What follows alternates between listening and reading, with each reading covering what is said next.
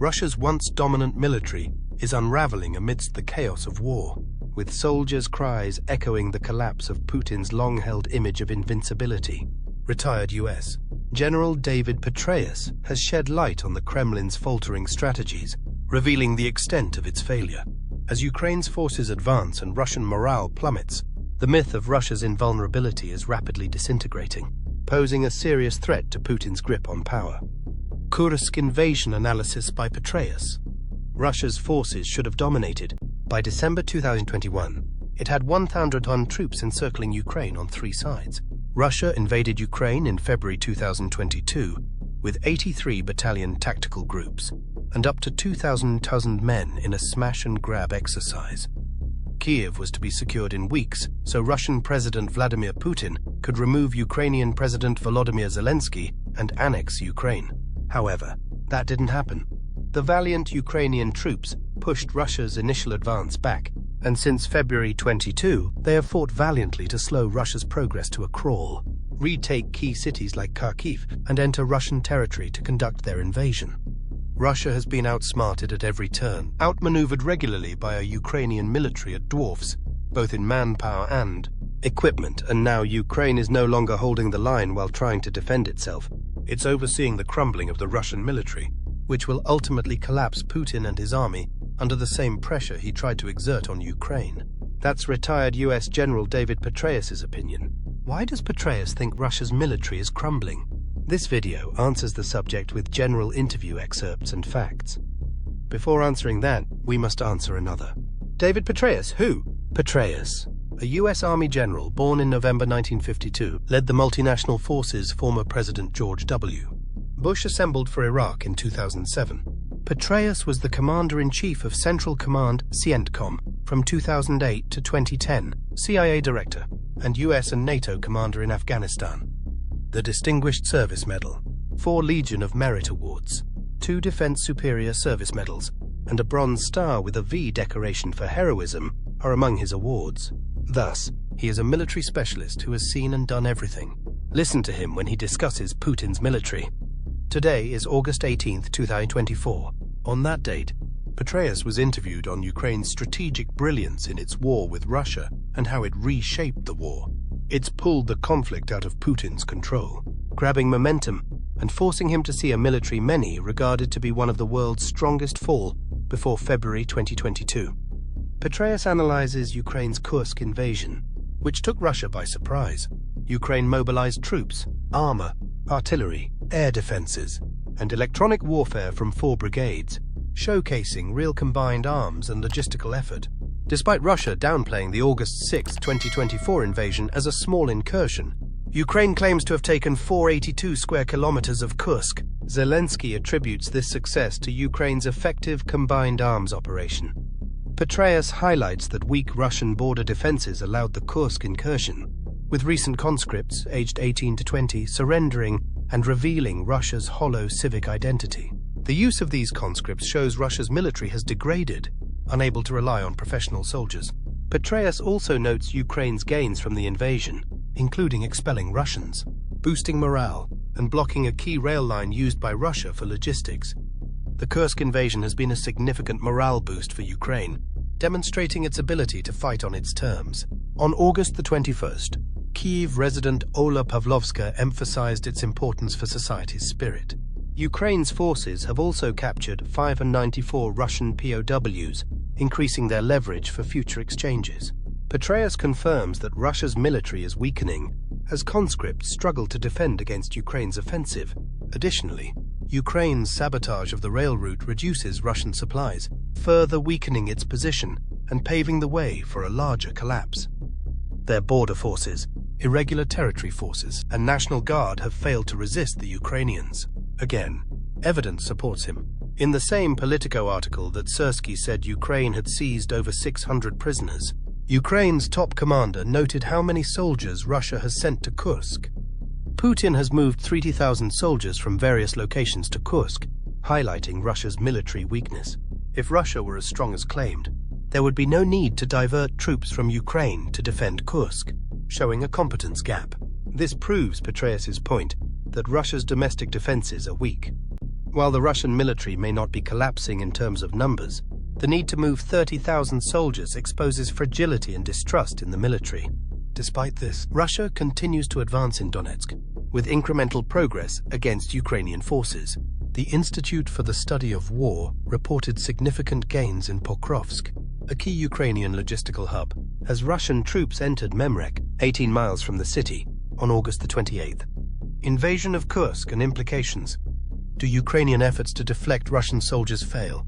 Not necessarily. Putin's prolonged focus on Donetsk reveals his incapacity to respond to Kursk, Petraeus says. Putin's answer isn't cohesive yet, says the retired general. The future organizational structure is unclear to observers. Finally, they must push their forces to expel the Ukrainians from Russia. Putin knows. He can't figure out how Russia would do this logistically and where the battle strength will come from. The redeployment of 30,000 soldiers to Kursk may appear to be a strong response, but it is not. Putin has given Ukraine plenty of time to build defenses and block access to its captured territories. 2 damaged bridges into Kursk have created a buffer zone for 30,000 Russian troops, making them less effective in advancing. Petraeus highlighted this as a sign of weakness within Russia's forces. While Russia is advancing southeast and holding the south, this effort shows signs of a military collapse on Russian soil.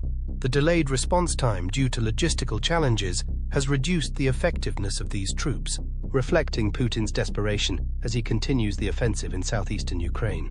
This strategy allows Ukraine to gain ground in Kursk while Russian forces remain disorganized and poorly trained. Putin's reliance on artillery and soldiers for attacks, rather than coordinated aerial and ground strikes, has turned into a meat grinder, especially evident during the Battle of Bakhmut, where Russia lost 820 soldiers daily, totaling around 30,000 for a small city. Meanwhile, Ukraine has gained much larger areas with fewer losses since the Kursk invasion. This success is attributed to Ukraine's ability to execute complex mechanized advances, unlike the stagnant Russian forces. Russia has lost 3,500 soldiers as of the latest report, and continued losses of combat veterans could lead to a collapse due to incompetence and inexperience. Petraeus criticized the Russian military as weak, signaling an imminent collapse. The psychological toll of the conflict is also significant, as Russia's image as a formidable military power has been shattered. Putin's strongman persona, which has helped him maintain power for nearly 20 years, now faces a crisis as Russia struggles with heavy losses and the use of poorly trained conscripts. Kursk invasion's psychological and strategic effects. The situation in Kursk has significantly damaged both Ukrainian and Russian morale, particularly affecting Putin's reputation. After Ukraine's swift advance into Kursk, any Russian assaults seem to hurt not only Ukraine's spirits, but also Russia's military credibility. A Ukrainian soldier, Wolverine, revealed that many Russian soldiers and civilians in Kursk felt disillusioned and betrayed by the government as conditions worsened without an evacuation order. Despite evacuating 2,000 people, Putin's handling of the situation showed a lack of concern for the local population and overestimated Russian strength, weakening his leadership image.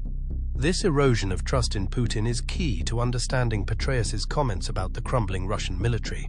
Low approval ratings for Putin had already hurt Russian morale, and the Kursk invasion exacerbated the situation. Once, Putin's strategy focused on breaking Ukrainian morale with overwhelming Russian power, but now Ukraine's morale remains strong while Russian forces struggle.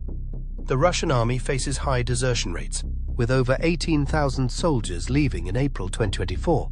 Putin's slow response to the Kursk invasion further depleted Russian military morale, making it harder for commanders to organize effective actions. The Russian military no longer sees itself as world-class, especially after 2.5 years of unsuccessful efforts to capture Ukraine. Russian civilians are increasingly affected by the ongoing conflict, which has taken hundreds of lives. As Ukraine disrupts crucial Russian supply lines, the Russian military's psychological state continues to deteriorate. Putin's failure to defend his country as a strong leader may cost him the support of both the military and the Russian people, weakening his hold on power. Signs and consequences of military collapse. Petraeus highlighted Russia's military inadequacies, pointing to the use of inexperienced conscripts as border guards, which contributed to Ukraine's victory at Kursk. These poorly trained forces, unable to match combat-hardened Ukrainians, resulted in significant Russian surrenders. A British intelligence assessment in May 2023 revealed that Russia's 2,000-strong, unified army mainly consisted of poorly trained, mobilized reservists with outdated weapons, limiting them to infantry-based operations. Russia's military approach has been outdated, relying on mass sacrifices and ineffective use of aerial power. Training issues and lack of equipment have plagued Russia's forces, with soldiers often trained only after deployment. This led to unprepared conscripts being sent to the front lines, worsening Russia's losses in Ukraine. With over 6,000 Russian soldiers lost, many experienced troops have been replaced by inexperienced conscripts, further damaging Russia's combat capability. These conscripts, often just 19 years old, cannot match Ukraine's sophisticated tactics. Petraeus suggested that Russia's expected response to Ukraine's pressure hasn't materialized, and a military collapse may be imminent due to strained manpower, inadequate training, and waning morale. This collapse could result from both external pressure and internal distrust in Putin's leadership. General Petraeus says so. But how do you see Russia's military today and in the future under Putin? Is Russia falling, or is collapse rhetoric overblown? Many thanks for watching the video. Leave a remark? Try Soviet Collapse 2.0. Putin's empire crumbles, or this other video.